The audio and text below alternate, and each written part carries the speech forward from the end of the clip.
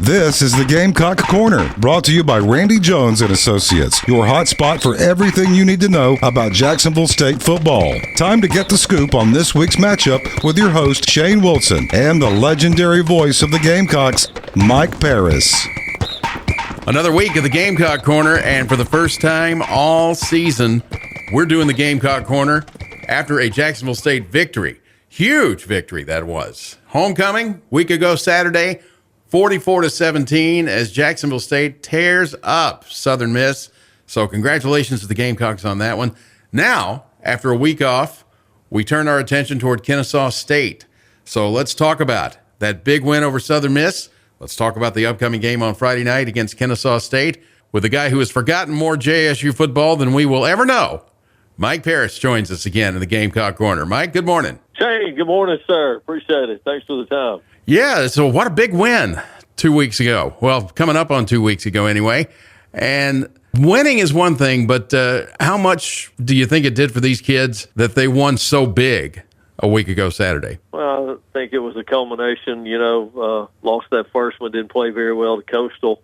Then you play a ACC opponent in Louisville, who I still think, even though they lost to Notre Dame last week, they still got a chance to win the ACC. And then that tough overtime loss, double OT loss at Eastern Michigan, a game felt like you should have won. And I think we've gotten better in each of those first 3 weeks before we played Southern Miss and finally just put it all together against them. And that's, I don't know, I wouldn't call that a typical Southern Miss team. They had some injuries, especially at quarterback. We were able to take advantage. They turned it over, and I think we turned all of those except one of those turnovers into points, 5 turnovers, 6 turnovers in the game. So by 4 all around the best one, and then a week off to get ready now to run a pretty good conference schedule in Conference USA starting Friday night with Kennesaw State. Now, sometimes as the season unfolds, the timing of a week off can be kind of critical. How's the timing on this past week off for the Gamecocks? I think it came at a good time. We had some folks, as everybody does, got some injuries and stuff, and I think just to reset, call it the second season or whatever. And a lot of times it doesn't fall out like this in college football, where you play all your non-conference games and then you get into league play, because generally, most years you got a non-conference game or a couple of them mixed in there throughout the course of the season. So I think just from that standpoint, it's come at a good time. And also, it came at an opportune time, if you will, because we turn around and play 5 days later after this one on Friday night. We'll play on Wednesday, the 9th of October. So a quick turnaround there, so it was good to get that time off. All right, well, let's talk Kennesaw State. Now, they have not won a game so far this season, and looking over their statistics and such, their offense has very much struggled throughout the course of the season. Now, the history between these two teams is a pretty interesting one, a 5 overtime game, and then the one time that you've beaten them was 2 years ago in an overtime game in Jacksonville. So how about the 2024 edition of Kennesaw State, and talk about them and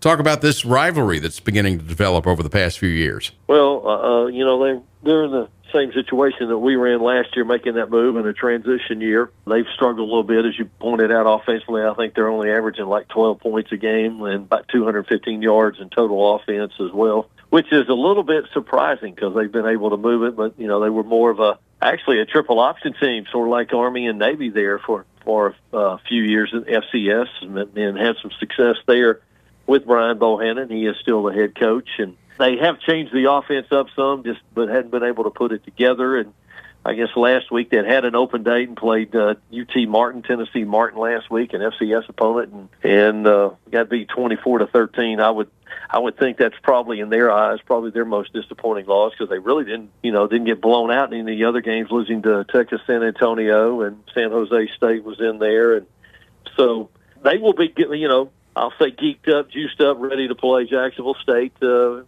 school's roughly an hour and a half apart, campus, door to door, whatever. And I think, and you mentioned it, I think that helps it to. It's a border battle, if you will, between two schools that are close and in different states. And I would, I don't know, it could be. I think it's going to turn out to be a pretty good rivalry. I really do.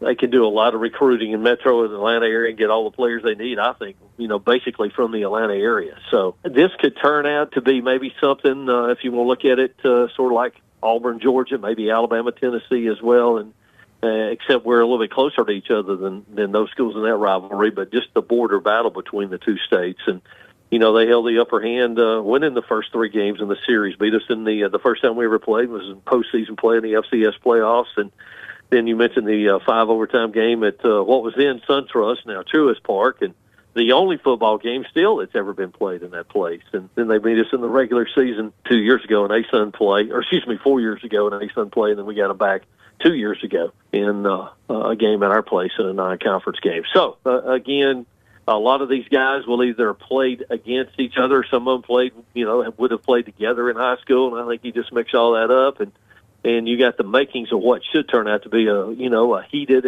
and hotly contested rivalry. Well, we got the first win out of the way, so let's hope that Friday night starts kind of a snowball, which turns into an avalanche for the end of the season for the Gamecocks.